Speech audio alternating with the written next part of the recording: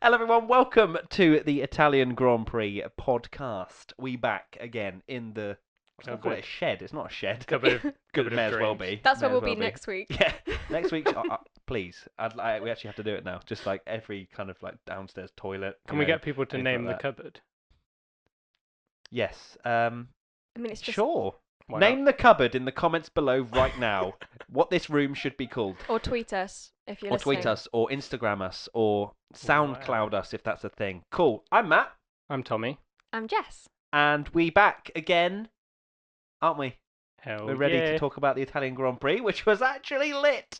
But before we get into that, we had a competition last time out in our last podcast for someone to use their hashtag Yas moment. We have the winner. We will be announcing that later on in the show, where they get to go to Abu Dhabi and have fun. Pretty there, sweet prize. right? Pretty TBH. sweet, and you Not bad. may well see us out there. Who knows? Anyway, let's move on to the beginning of the race, or not the beginning of the race, the three-word race reviews. Jess, I have a three-word race review from you, and you actually have prepared. I have. So there's no hesitation. It's straight into your three words. No, I feel there's a lot No. of pressure to say it. Oh, look straight down the camera. I can't. No, I won't. I'm going to look I anywhere will but not the do this camera. on the ceiling. Oh, Ali's got the zoom going on. Jesus, Ali. Thanks very Okay. much. So, yeah, my three-word race review is give me more. Please elaborate. As in, I want more races like Monza 2018. I thought that it was just a freaking awesome race. The whole weekend was amazing. I mean, you know, practice was practice. I mean, it was rainy in FP1, which is always interesting to see because then it means that they then don't have as much testing time, and then it gets like a bit frantic in like qualifying, or like FP3 in qualifying. And qualifying was so exciting. I mean, we Best saw qualifying in a long time. the F1 lap record getting smashed 3 times in a row, like, or was it 4 times in a row by the end of it? No, 3 times in a row. 3 times at the in a end. Yeah, at the end. But yeah, I loved that. What made me laugh is watching that clip back. Like Crofty was doing the thing where like you raise your voice higher. Yeah. And he was like, Hamilton has got pole, Vettel has got pole, and then he didn't have enough left for Raikkonen. It was so funny, and that just shows like how like amazing it was, like so unexpected, just to be like, oh, like bam, bam, bam, like Mhm. lap record, and yeah, Raikkonen shock. Yeah, I couldn't believe it when Raikkonen got pole. I was like full on like tingles because it's been so long Yeah. since Kimi's had such a break moment like that where you kind of just fist pump. I guess Monaco was was it last year or this year he got pole? It wasn't this year he got pole. Not Was it? this It was year. last year. Last been year a he long got time. pole. Yeah. But yeah, that was just so cool. And then obviously the race itself was just bang. It was probably the best race weekend for God knows how long. Yeah, Like the race has been great with Baku, for example, but it's never been a full weekend where I was genuinely tense throughout the entire weekend watching it. And I think it is one of those races that it wasn't all about overtaking, and we go on about every race, and they're always trying to change things. Like, oh, let's change the wings to make it more overtaking.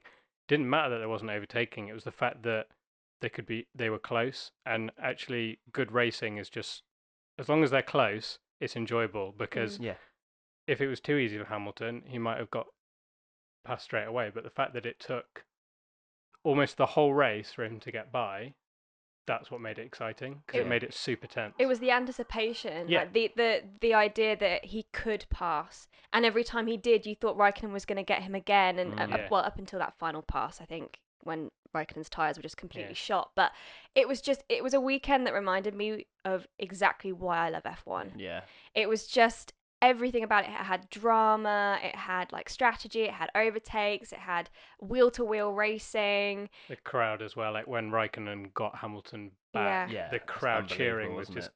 actual goosebumps. I when think if that we'd added happened. a little bit of rain into the equation, I think it would have been one of the best races for God knows how many generations. But Mhm. yeah, it was awesome. There's a few people came in similar to you, Jess. At James Abbott 26, that is F1! Exclamation mark. O.Isoff, an amazing race. XJX RDXN, action-filled heartbreak. V Panda 56, what a race. And finally, Giulio.Francini, tense strategic battle. Yeah. It was. It had it all. everything. It was awesome. And that It just had it shows, all. even with these people saying it was a great race, there was so many different things that even these people have come through. With strategy, heartbreak. There was all sorts of stuff. And There was also, for the drivers, there wasn't a moment where they could relax. no. Like Raikkonen had Hamilton on his tail Yeah. for the entire race.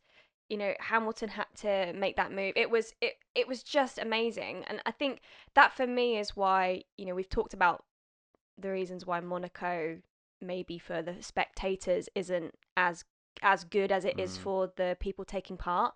But Monza showed that it can be, but on both sides. The guys that were racing must have had stress levels up to here for the entire Grand Prix. And also for the fans, it was amazing to watch. That for me is why I'm always like, yeah, okay, I understand Monaco is the jewel in the crown of F1, but Monza this year, and granted, Monza doesn't always deliver. No, we've had boring races there. Yeah, boring but ones. that race was just the epitome of F1, and that is what we need to see. And it was good that it was no bells and whistles racing. It wasn't, apart from DRS, obviously, in certain points, there was nothing about it that was... As well. And also, it could so easily have been, like, Hamilton could have so easily gone, like, well, Vettel's down the order, I'll just set off a second, save my engine and all that, which is exactly what we all hate in racing now. So to have it where it's close enough that there's actually a legitimate reason and it's worth going for, like, to push and try and get a race victory, that's why it was so good. Yeah, and thinking about that mindset, he didn't have that mindset from lap 1, obviously, because you could see that into the second chicane. That move was absolutely stunning. Like, I know a lot of people are like, oh, you're a Hamilton fanboy. I'm not, but it's just unbelievable. He had heavy fuel. No F1 driver has analysed the conditions well enough. Not just within the car, but track conditions, etc. To know the grip that well was just beautifully judged, and I still can't believe Vettel himself actually thinks that Hamilton was to blame, purely because Hamilton judged it perfectly, stayed on the track, and it was Vettel's job to not hit into the side of Hamilton. He probably didn't expect him to go all the way around the outside, but he did, and that's Vettel's job to then appropriately sort of take action. It is his job, but it's funny again. It's like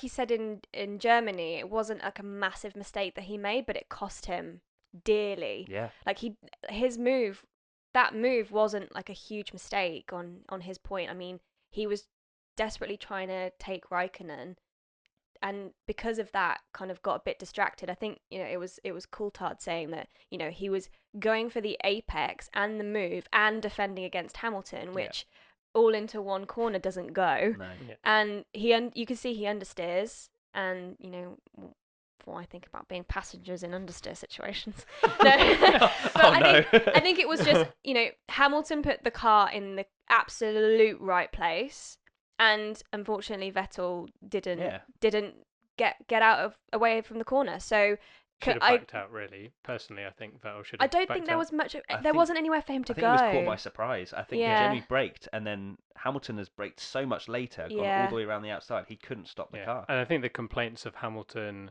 going round the outside of him, like, he had nowhere else to go, and I think if he'd have gone off on the runoff area, everyone would have just been like, oh, you cut the corner. So, like, I think technically Vettel did have room. It's just that because he understeered, he couldn't turn the car far enough to the left. It's not really a corner where you can go too wide anyway, because if you watch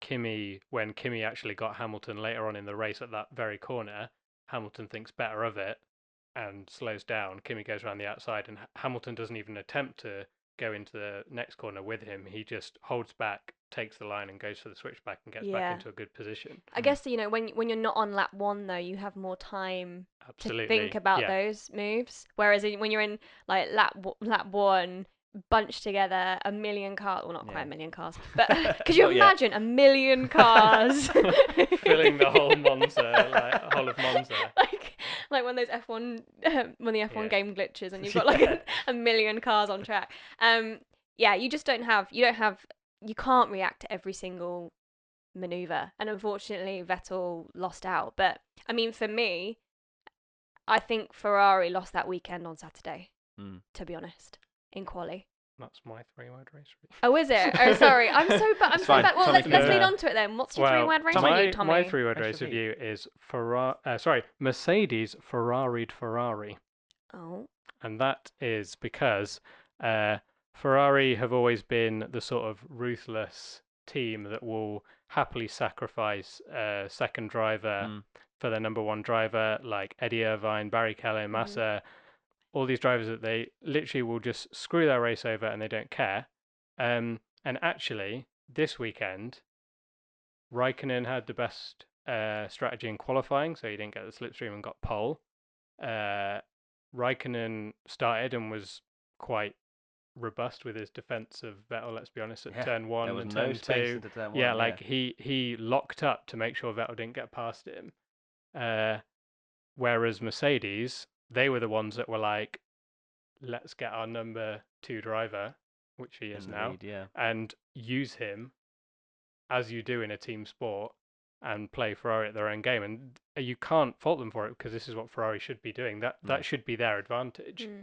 Really. And still got both drivers on the podium too. Well, for me, the thing that I don't understand the whole hoo-ha about, because obviously a lot of people are laying into Mercedes about doing it and saying it's unsporting and stuff. I'd understand that it was unsporting if they'd kept Bottas out and he'd finished like 8th.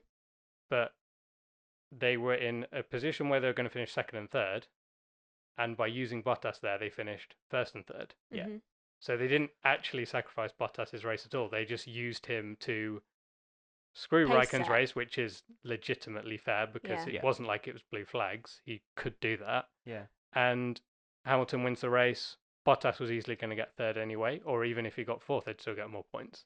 He's not. They're literally using their 2 cars to do the best for the Constructors' Championship. F1's a game. Exactly. Yeah. Like it's not like, you know, we do complain about. I think there's a difference, and there have been scenarios of complete unsportsmanlike behaviour, which we might get onto a little bit later. But that for me is not unsportsmanlike. It's just part of the strategy. It's part of the game. Yeah. You know, even like the little mind games. I mean, we have to remember that Mercedes are not on. They're very much the away team. Like, I don't think there's another track where you can feel so much like the away team against Ferrari. Like the Tifosi are incredible, but also that must be so psychologically, you know, jarring for people, and especially because Mercedes have won there every year since 2014 now. So, you know, it's a big. That's why they did the procession at the end. Like they told them, right, formation all the way around.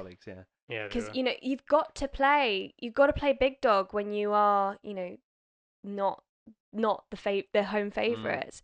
And you know, for me, I think Matty, you were the same. Like I actually was rooting for a Ferrari win this weekend. I think everyone was. I think everyone was. Every neutral anyway was. Yeah. It was.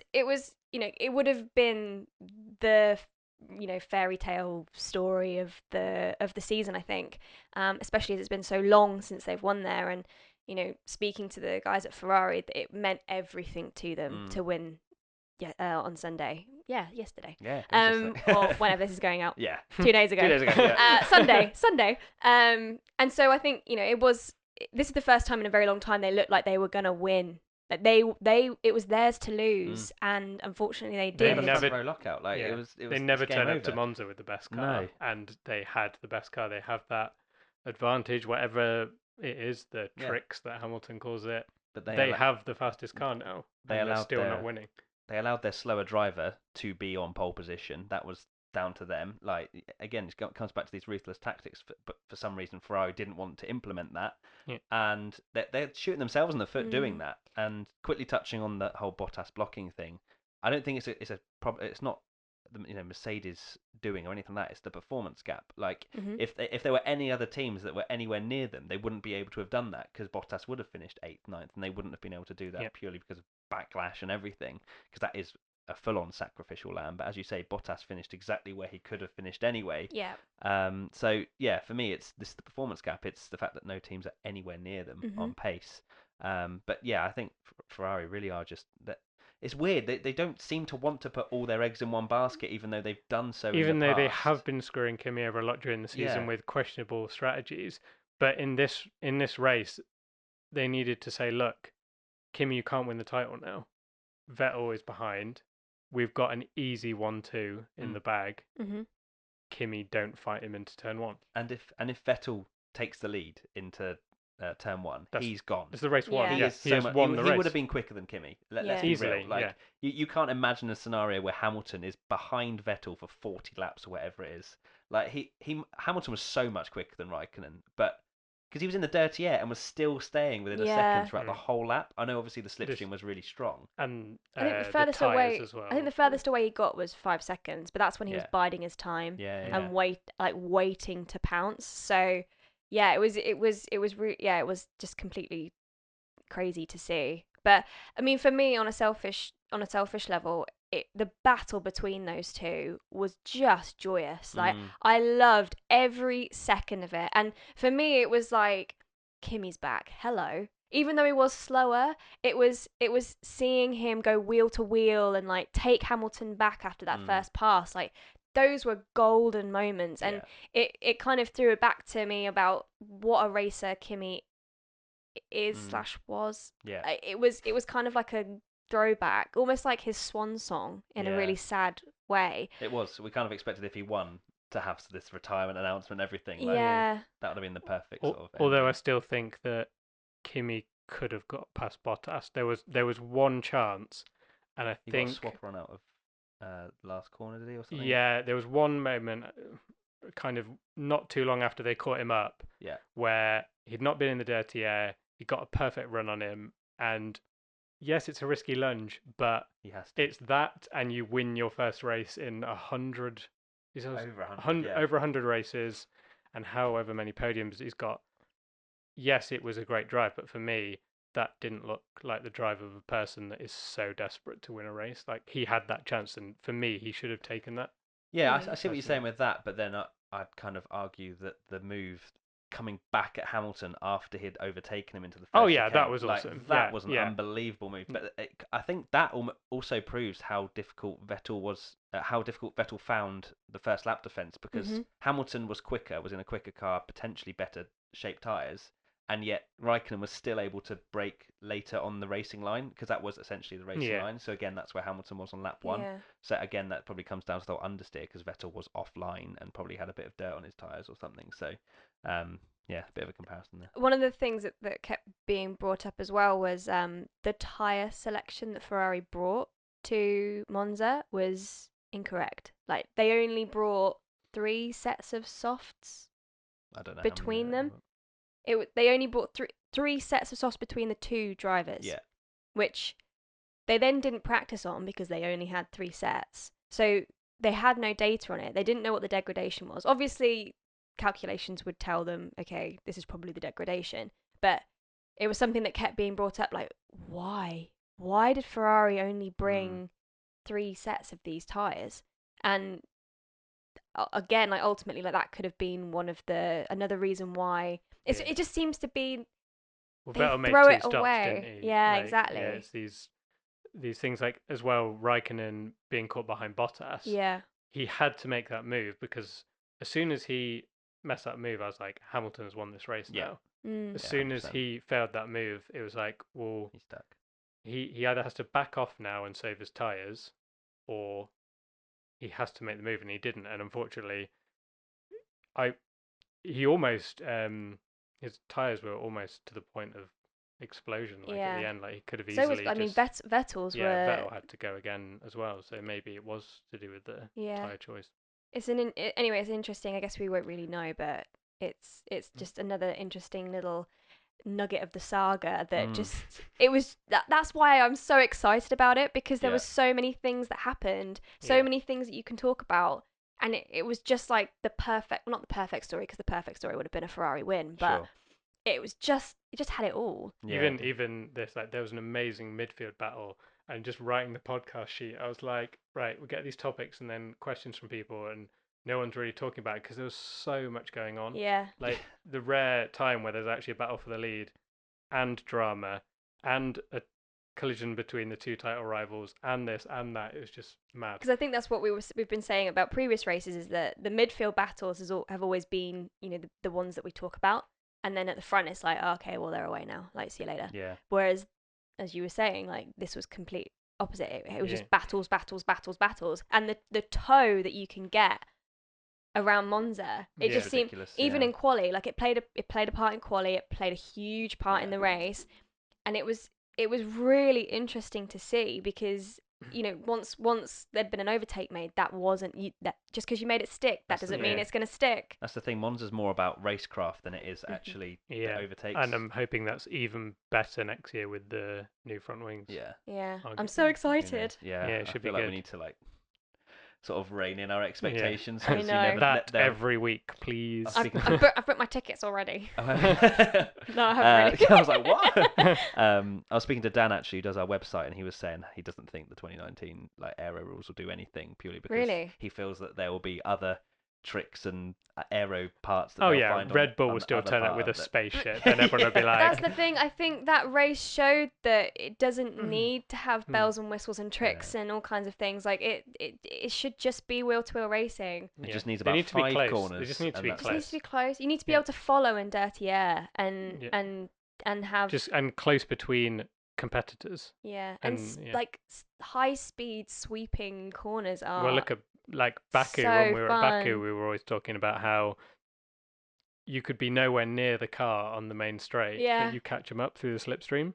But then they could That's come back cool. at you Yeah. by the time you got to the bottom of the straight. Yeah, Like it's cool. that is so exciting to watch as a fan. And I think I even had people that don't watch F1 usually message me saying, "Oh my god, is this what F1's like?" Yeah, And I was like, not really. "Well, But that's the thing. Yeah. Like F1 isn't like that all the time. If it was week in week out like that, we'd Yeah. get bored. We'd get used to it. We'd be I like, don't know, "Oh, would this is-" you?"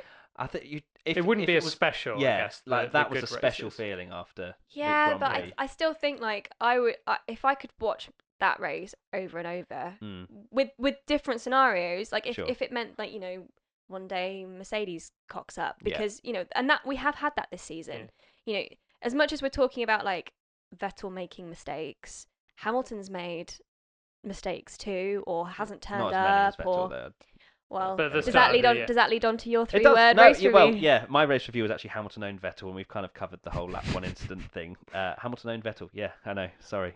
So just quickly, just go around the table and get a precise. I was going to say another word which I couldn't really pronounce. Succinct. Yeah, that was the one. I was like, too many C's and yeah. At Sing_Uday Deep, who is at fault for the side pod glitch at lap 1, turn 3? So the Vettel Hamilton incident. For me personally, it was 100% Vettel's fault, or at least it's a racing incident. But if anyone's to be pinned the blame, it'll be Vettel. Racing incident, yeah. But Yeah. I agree, like, it's more Vettel, but it is a racing incident. I can see why he kept his foot in equally, but yeah. Racing incident. Yeah, for me, if it's a racing incident, I'm no longer assigning blame. I've decided. No longer assigning blame. No, Okay, because I think it's just it just happens. It just happens. Shit happens. Shit happens. Yeah, nice. And another question at Robe Damo: does Vettel actually deserve his seat at Ferrari? They have a Yes, superior car, and in these last few races, he has missed the opportunities of reducing the point gap between him and Hamilton because of his mistakes. I leave it to your discussion, guys. Incorrect. He won Spa. Yeah, I think True. the reason that I thought that comment was quite interesting is because while that is a massive over-exaggeration to be like, why would you get rid of Vettel? I've seen a lot of Ferrari fans actually on our Facebook and other things that, while some of them are obviously toxic and saying screw you Hamilton, screw you Vettel, screw you Hamilton, etc., I've seen more than a few Ferrari fans go, Vettel should be leading this championship. Oh, yeah. And we've got the best car By now. margin. Hamilton's not made loads of mistakes. Vettel has made quite a few recently. He was quite unlucky at the start of the season, but now he's like, it's not just Germany anymore. It's this race. It was Paul Ricard. Baku. It was Baku. Yeah, exactly. And he could easily be 30, 40 points clear. I can't remember a championship fight that between two big dogs like this where one person's making so many mistakes and so many driver errors. It's things that are costing him a heap amount of points. Like it's probably. I know this is very harsh, but probably Vettel when he was in Red Bull in 2010, and admittedly that was his first year in a championship fight, so you can kind of see why he did it. But again, that was a championship fight where the Red Bull was so quick, and they were getting pole every race, and he was having these like incidents, and he had a bit of bad luck as well. But yeah, and eventually won it, but it is that kind of level. Well, where... maybe you could say that this is his first year again in a proper championship fight, and I don't know. Championship rusty, maybe. Maybe. I mean, for me, I don't think that comment is anywhere near to fair. Yeah. I agree with you that Vettel could be way ahead in the championship right now, but that's F1, and we talk about to be a world champion, you have to have it all, and part of that is not cracking under pressure. I have to say that. Well, sorry, I just shouted into the mic. Sorry, Ali. I have to say. Oh, sorry, listeners as well. I have to say, even though, again, I don't agree. Hamilton had a weird weekend in terms of he cancelled all of his Thursday media appearances. He kind of showed up late to things. Didn't really say a word. Like, his body language, people kept talking about how his body language was off, but then he stormed to victory. So I think in terms of his psychological preparation for this race, even though he had outbursts on Instagram about being in the the pit, which we predicted. Yeah, hashtag. Didn't he call it the pit of snakes or something? Or we're in the snake pit now. Yeah, we're in the snake pit. Jeez. Which, pretty harsh words. Yeah. But also, I don't know how anyone could do. And I know, again, this was picked up on a lot on Twitter about the Tifosi booing. Mm-hmm. Yeah. It's not at Hamilton. No, it's because they booed Bottas. Yeah. The Tifosi want a Ferrari 1-2. They won't be happy. Vettel when he was a Red Bull beating Alonso in a Ferrari. Yeah. They boo anyone that's not Ferrari. And he's beating them, so it's even worse. Which is why. So it's not personal. I personally don't like it. That for me is not sportsmanlike, even though they're not sports people. I just don't think it's respectful to sports people. Yeah. Because there's a big argument about it, it's passion, it's part of F1, that's just what happens. But it's just not respectful. These guys are fundamentally still risking their lives and putting balls to the wall every time they get in an F1 car, to then boo them after a race that they won deservedly is just not what I like to see. It makes me. It's the reasons I don't go watch live football anymore. Okay. I don't like that atmosphere. I feel threatened by it. I feel unwelcome, and F1 to me is not that. It shouldn't be that. It should be a really welcoming community and atmosphere. It is kind of semi-tribal about teams and drivers, and I feel like it's becoming a little bit more toxic as we have things like Twitter and things to kind of argue amongst each other. And being a Hamilton fan, you get a ton of shit and hate and whatever. But it's just it shouldn't be that way. It should be a really welcoming place to be. And fortunately most races you go to, you get that feeling, but in Monza you won't. So it's absolutely fantastic to be there. I can't, honestly, the atmosphere when you get on to the pit straight when they're doing the trophy ceremony is like nothing you'll ever experience in your life. It's mental madness, amazing, but the booing is just horrible. It's horrible, and it's so disrespectful. That I just that's my standpoint on it. I just don't. What do you think? That's interesting because I used to have. I mean, I haven't actually been there and experienced it myself. Yeah. I used to be. That's the same standpoint as you. It's disrespectful. They risk their lives. They're going at 200 mile an hour for your enjoyment. Mm-hmm. You shouldn't have to then disrespect them by booing. But then I've also had, after saying this previously, people have come back and gone, yeah, but this is the theatre of Formula One. This is the entertainment spectacle. And for me, I kind of understand that now, and I'm kind of leaning more towards that. It's just booing from what I can see anyway. I don't know if they go any further than that. But is F1 pantomime? No, but because that for me is what it is. You get booing in a pantomime. You don't get booing at if you don't if some you do get booing in football or rugby or whatever if the ref makes a bad call or whatever. But in rugby especially, respect is at the very fundamental core of the sport. You call the referee sir for one. You are silent when the kick, or you're meant to be silent when the kicker goes to take a conversion or whatever. And that for me is just a nod. You don't have to cheer. You don't have to be happy with it. But that level of booing for any individual in any sport, when like all they're trying to do is their job, or they are putting on a show for you. Granted, you can have your own opinion, yes, but there's respect, and that for me is just not respectful at all. Yeah, and I completely understand your viewpoint. I think for someone watching, it is adding to that spectacle and kind of, these drivers, if booing is what gets to them and they can't take it anymore, then they shouldn't be in the spotlight in the first place. And I think that it is genuinely quite interesting to watch. The booing, I as I say, I used to be on that standpoint, but I feel like it's that's Monza. They wouldn't be that passionate. I wouldn't say I like it, but no. I'd say that it like definitely adds something to that race, that it does have that extreme. But saying that, I do agree with Jess that like I do hope Formula One doesn't become.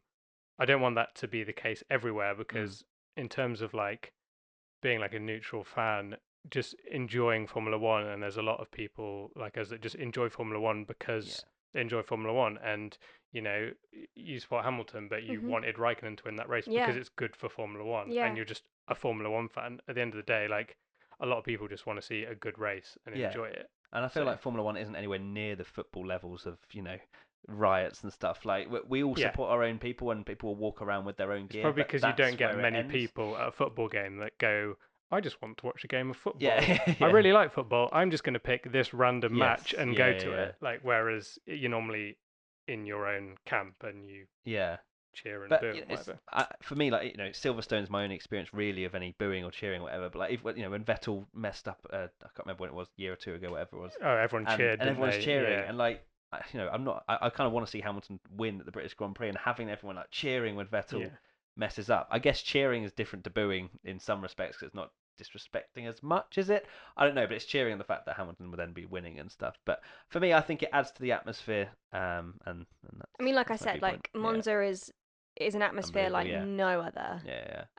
It's just more extreme, and it is part of it. Maybe that's why it gets under so much. This is such a talking point because it is so loud. Like we went Silverstone this year, and I heard people booing Vettel, and so it does happen there too. Like, but because it's at Monza, you go there and you support Ferrari, and that's it. Like it seems to be that kind of track. Right. I feel like we've dwelled on Monza enough. Let's move on back to the race quickly about the Verstappen versus Bottas incident. At Nair Ryan 10, is the FIA killing racing by penalising drivers, for instance, like the Verstappen versus Bottas one? Kind of quoting almost what Max Verstappen said himself. I don't. It's a slam dunk. No, they're not killing racing. They're literally implementing a penalty that is deserved. Bottas had no other space to go, but then you showed me a very, very much an interesting incident in 2008, wasn't it? Yeah, Webber and Hamilton. It's the same. It's the same thing. Like drivers do it. Like for me, as a fan of Max, it was kind of a little bit hilarious and enjoyable to see that the old Max is still in there a little bit, because he's had a bit of a boring kind of few races where he's just I want to see a bit of excitement and stuff. So What's your take on his personality and the way in which he was like, I don't care. I think that was really bad. I think that was as a fan of him, it was disappointing. I support I like Max because of that side to him where he is ruthless. Like I want to see the person that goes for the last minute lunge on people, and that's why he's great. But that is disrespecting the team that work really hard to do it, because I think when it went too far was when he said, I don't care about if Vettel takes me. Like you're just losing championship points, and that was too far. But I mean, he's still like young and like hot-headed, and it's happened to like other top drivers. I think that's what sets them apart.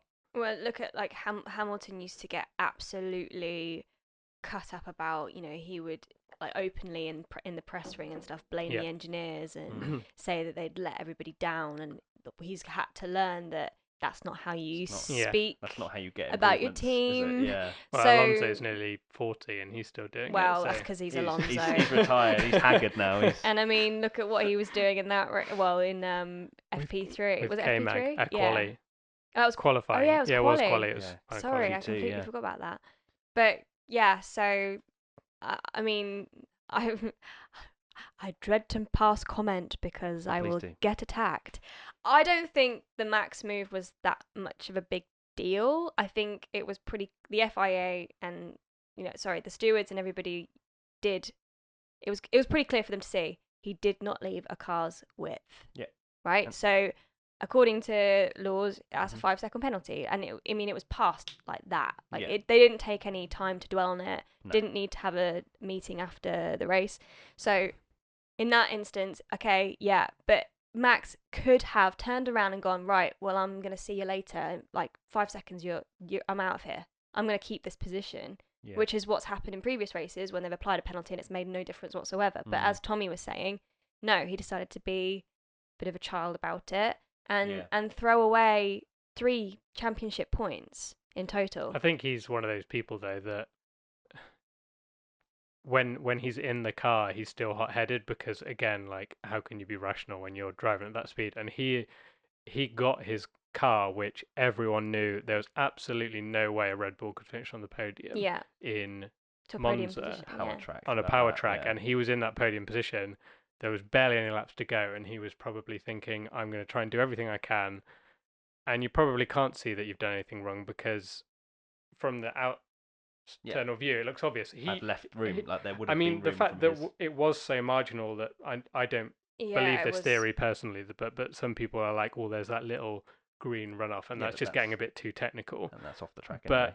So. if you're in a cockpit, maybe he genuinely believed there was a car's width. I think there was such And a he small pushed it, yeah. margin. Oh, yeah, I it don't was think so I close. don't So maybe think Max. he was just No, he didn't know. That's why I'm saying like the incident itself wasn't that big of a deal. No. It was his reaction afterwards that was the big deal.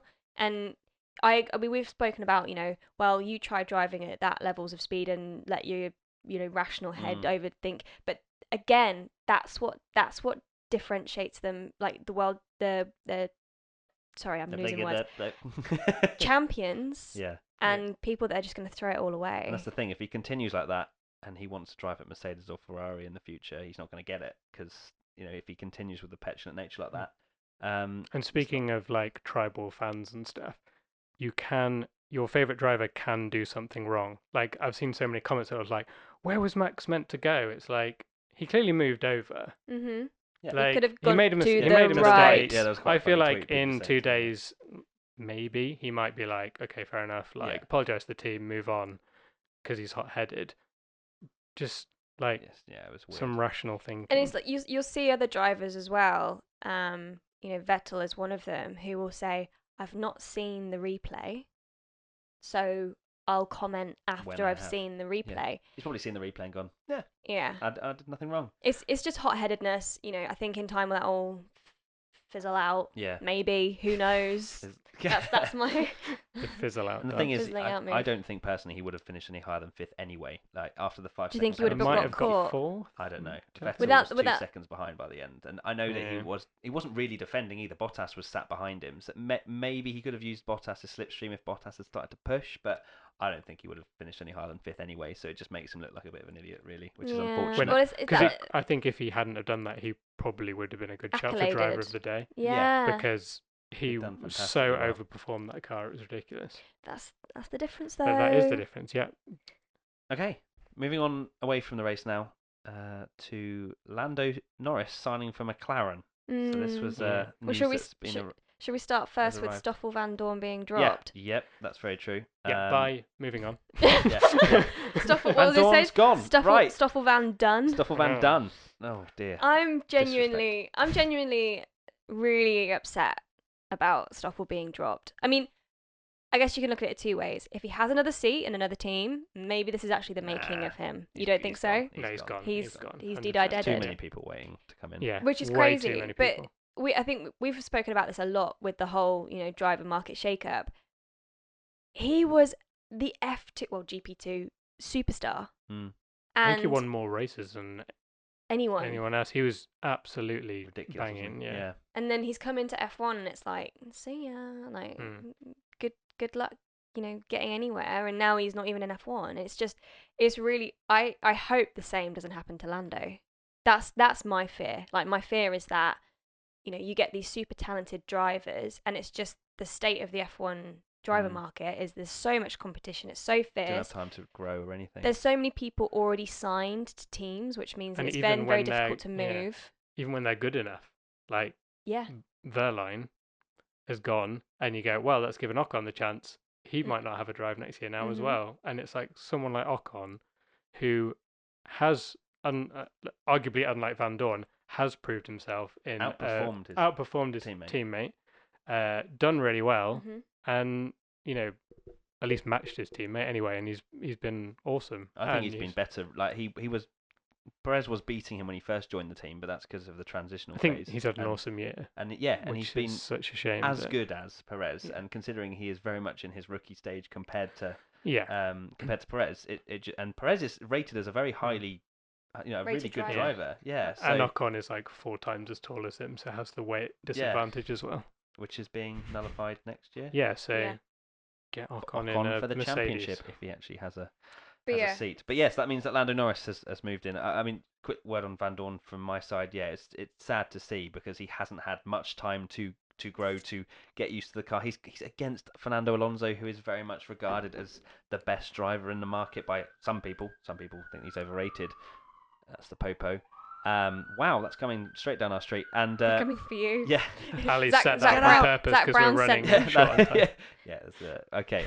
But I think it was Luke Smith actually that pointed out that the McLaren driver churn is insane. I think they've had 9 drivers in the past. They just keep swapping from being that really consistent team. And this is the first driver lineup where they've not had a champion for ages in the team. They've not got a race winner in the team. They've not even got a podium finisher in the team for the first time ever. Which is and that almost just cements them to the fall of midfield, McLaren. Like they're a midfield team. And that's the thing. Like you've got McLaren are very much in their rebuilding phase, which they've been in for quite some time now.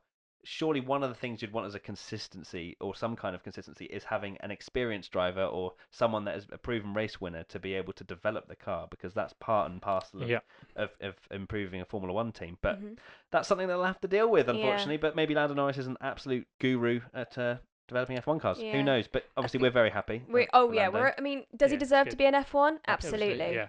There needs to be more seats, if anything. For all the complaints about money over talent, there's too much talent and not enough F1 seats. There's been another call for 3 cars per team again. Yes, which would be awesome. I think it is a good idea, but also it's just an added cost to F1, which the Mercedes, Ferrari, and Red Bull would happily pay.